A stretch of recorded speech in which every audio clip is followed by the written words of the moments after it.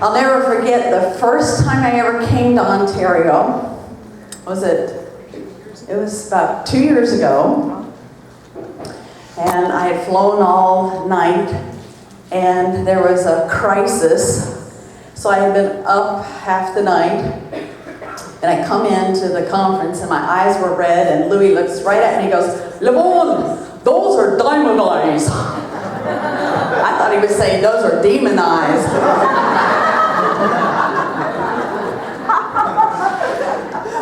I tell you, they're still red. It took me 24 hours to get here. And of course, you know, our conferences, we don't stop, do we? No, because we got a job to do. Louis likes to share how, you know, our humble beginnings or our humble background. I'm just a mom, stay-at-home mom. I homeschool my 2 children. I have 2 grandchildren. And I've always been interested in health to a certain degree because I was number 6 in the family, and I was called the pale one. You know, the redhead, fair skin. I was born in Michigan, and from the time I came out of my mother's womb in Michigan, I said, I want to go to Florida. So God had mercy on me, and He heard my prayer, and we moved to Florida when I was 11. So I call myself a Florida transplant. So I love the sunshine. Notice how many times they said you need sunshine? Yeah.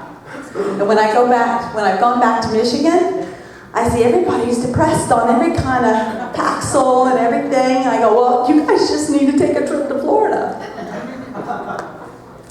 But things began to change for me drastically in Florida when I lost 5 family members in 5 years to a lifestyle disease. And so I thought, you know, something's got to change. Because the last person that passed away was my sister I grew up with. And I felt abandoned. You ever felt abandoned? When I have 2 older sisters, but I didn't grow up with them, so I didn't have any memories. So here my brother, he's gone, my sister's gone, my mother's gone, my father's gone, and my grandmother that I used to go and sit down and talk with her. She was nearly 100 though. Wow. So I'm hoping I got her same good genes. But I realized there was something that needed to change. And so I really got very serious, even though I had taken many classes and done a lot of things in health and nutrition. But I just said, Lord, there's something missing here.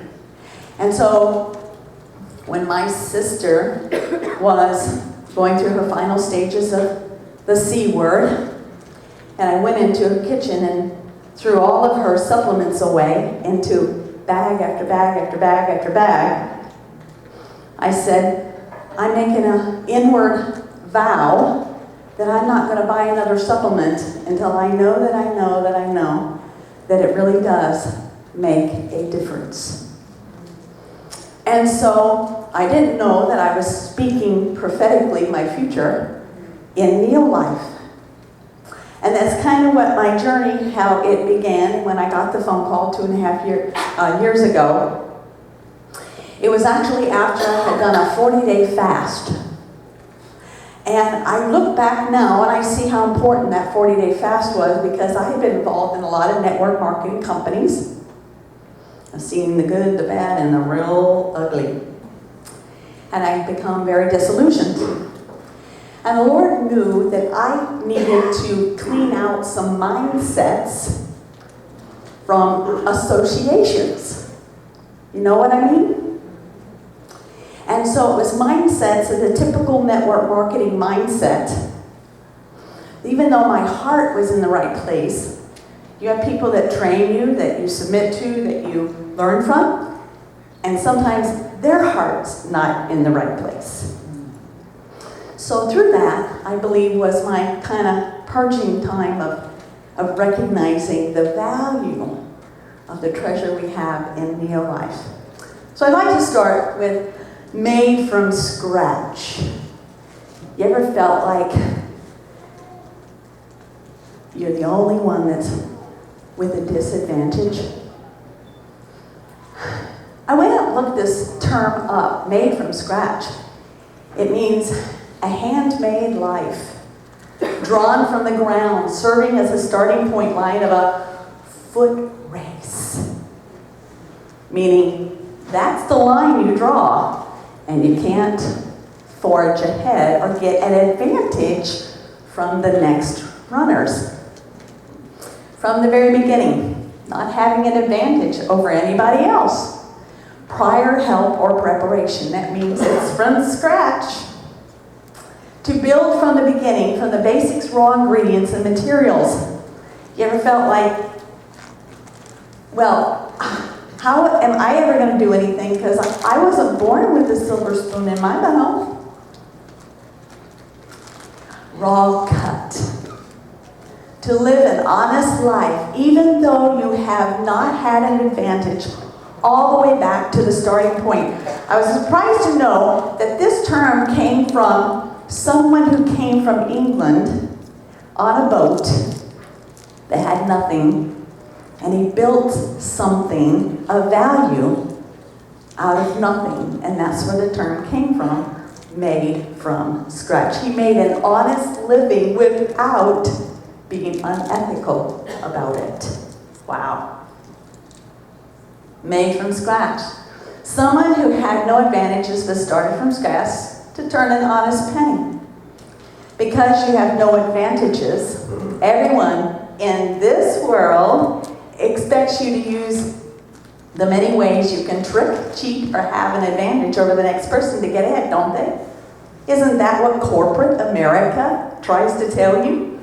How in the world are you ever going to make it? How in the world are you going to get above the other person? If that line is drawn, somehow you got to have an advantage over your competitors, right? Whatever happened to just being honest? Just telling the truth? Whatever happened to the truth being powerful enough to be the advantage? Scratch line, defining moments. There are defining moments in your life. Here's some businessmen ready to charge.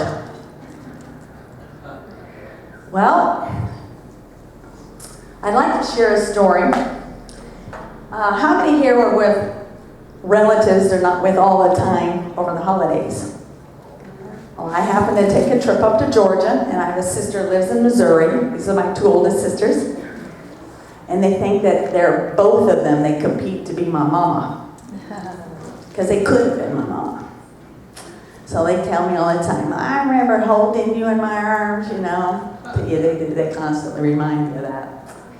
But we got to talking one evening, and I shared a story that I have rarely ever shared. So I thought I'm going to share it with y'all tonight. Kind of relate. I hope you can relate. But I was in Michigan, I was about 8 or 9 years old. And I was always thinking of how I can make a penny. You know, remember collecting bottles?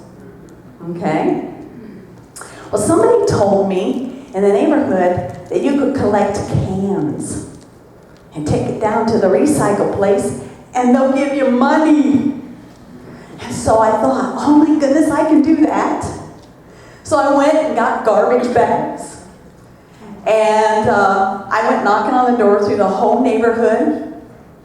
I was so proud of myself. 8 or 9 years old. And I had collected bag after bag after bag. And I had stored it on the side of the house.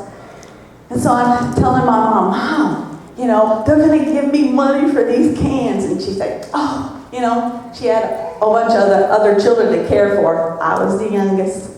So I always got, oh, don't have time for this. So I would chase her around the house, pulling on her coattails. All right, I think I got enough to take it to the recycle place. And it never happened. It never came to fruition. So finally, my dad comes home and he says, I want those cans gone. I go, well, I'm trying. Will somebody take me to the recycle bin? Please. I heard they paid money for these cans. I worked real hard. I knocked on so many doors to get these cans. Please, listen. Well, they never did. Finally, my dad says, if them cans aren't gone when I get home from work, you're gonna get it. And I knew when he said that, I knew he meant it. See, I'm the youngest. I watched him pull that belt out on all the others. So I thought, what am I going to do? What am I going to do? All right, they're not going to take me to the recycle bin. So I haul those cans, bags and bags, to the woods. Nobody will ever see them.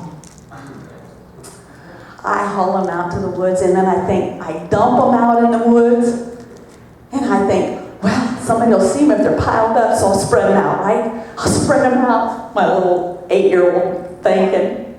And I spread them all out. And then I crumble up the bag and I come home and Dad comes home, well, I see you got rid of them cans. Yes, sir, I did. Inside, I was heartbroken because I wanted my reward that I was told you could get. About 4 days later, my mother gets a phone call. You know, that big black phone on the wall back then? And it's my neighbor, our neighbor. Ma'am, your little fair-skinned daughter went out here and strode cans all over my property and I want it removed. I go, what? So then my mom tells me, you better pick them cans up before your daddy gets home. I'm going, what? I collected them once. I gotta recollect them again? With no reward? What's up with this? So, I do what I know you gotta do at 8, 9 years old. I carry them bags back out to the woods. I collect every one of those cans. I stuff them in bag. I pull them around, and they're back to the house. And finally, my dad says, I'll take them to the dump. Dump? What? What's wrong with the recycle bin? Why not the recycle bin? I said they're going to the dump. Well, that was the end of that. You know, there are some things that can happen to you in your life. And when I pulled this picture up, this was children about the age that I was excited because they had collected cans and collected money for it. I'm going, oh boy. Reward for my neighbor, I wanted to see it. But it never happened. Can gathering experiences. We've all had them in our life, haven't we? The can experience could have canned me at 8 years old. Imagine being made in the likeness and the image of a can. I could have stuffed me in the can for the rest of my life and lived out of that can, or lived like a tin man that needed a heart because mine just got crushed. The can experience could have crushed my canned life for the rest of my life. It had the power to define who I was going to become. There you see the picture of the tin can. But you know what? That wasn't the first time I had been canned, and it wouldn't be the last. Because those are lessons that you learn in life. You learn to let go of the canned experiences and to move on, which taught me to turn around and crush the can and not become the tin can man with no heart. You know why? Because it's all about perspective. Do you think this woman and her child know the way to the recycle bin?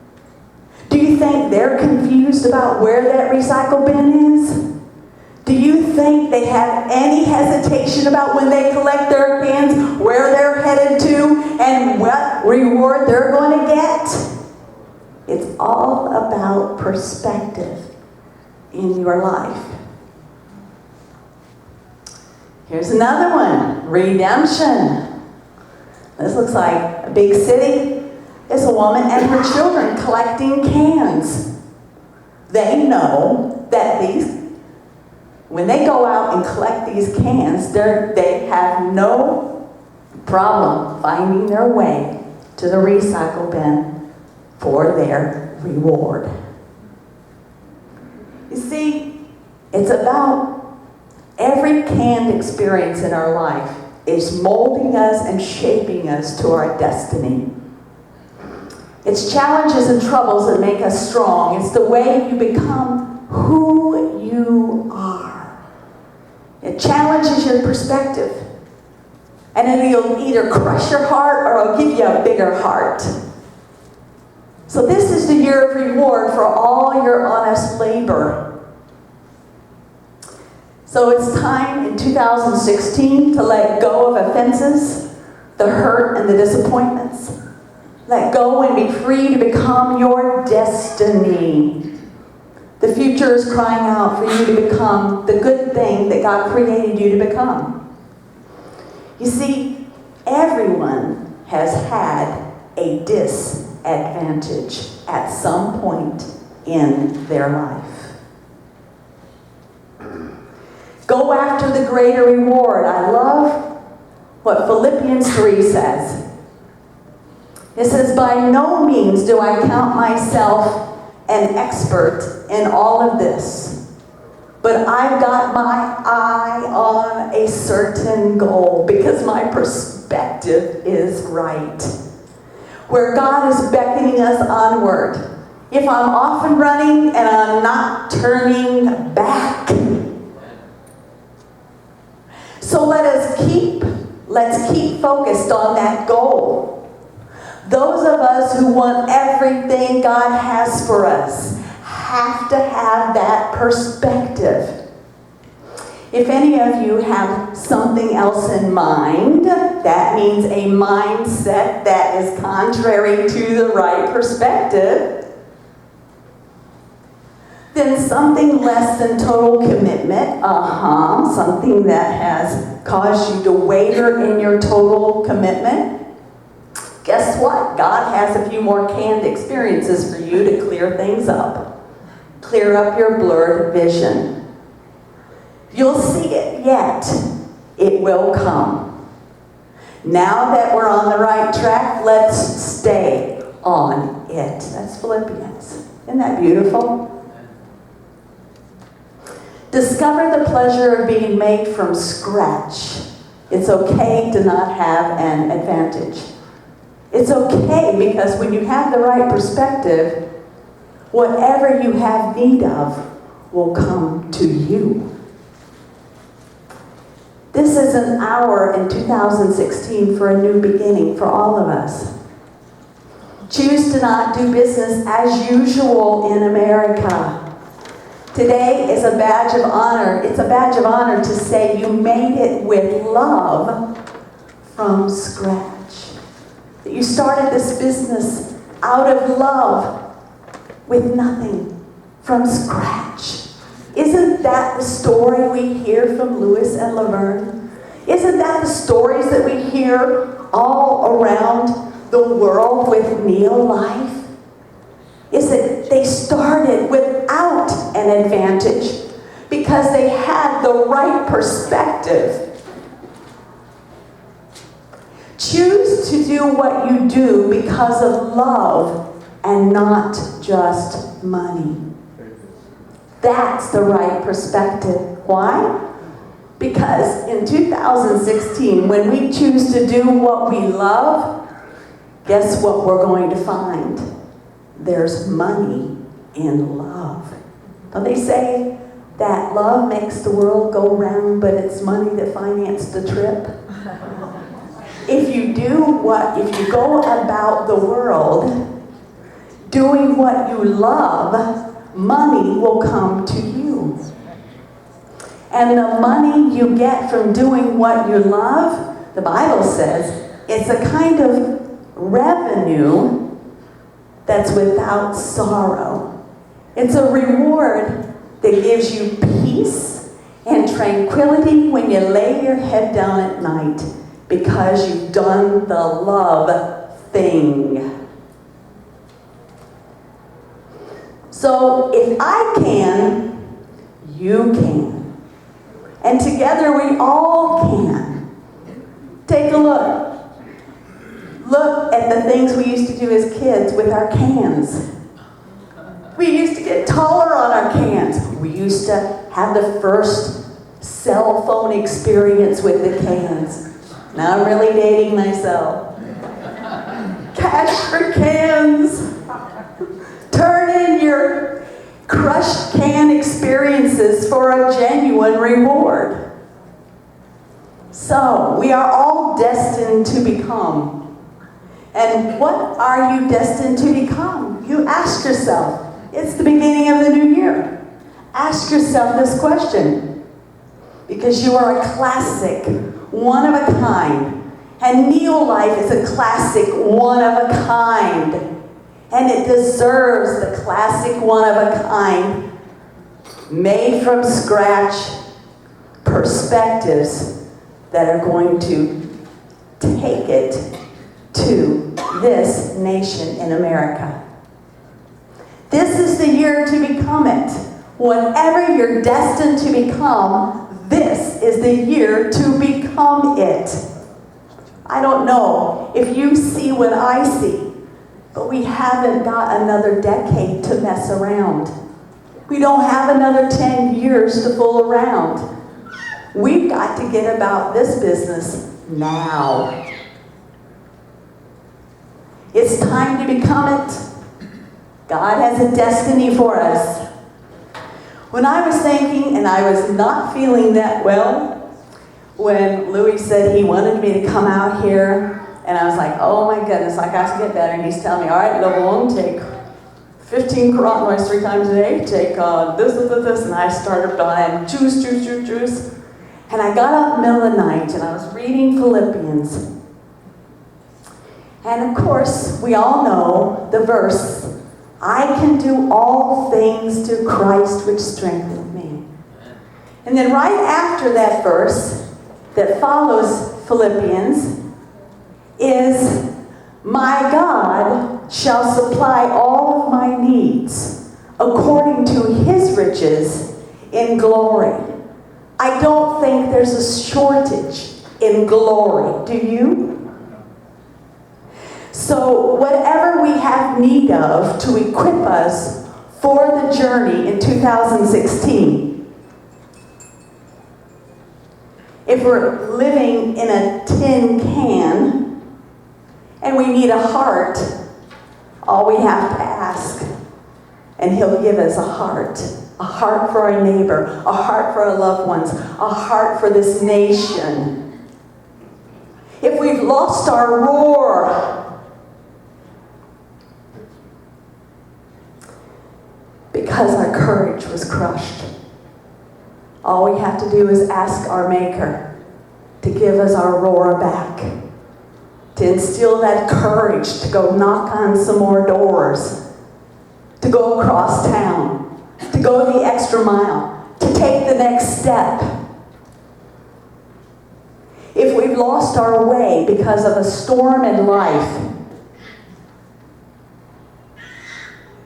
has blown us off course, we can always go to the Father that will put us back on track with the right perspective to do the right thing. So with that being said, I want everybody here to repeat after me the I can verse. Let's go. I can do all things through Christ, which strengtheneth me. Now, I want to transfer it into we. We can do all things through Christ, which strengtheneth us. Now, let's do together. Together, we can do all things through Christ, which shall strengthen us. Thank you for this opportunity to share with you from sunshiny Central Florida. God bless.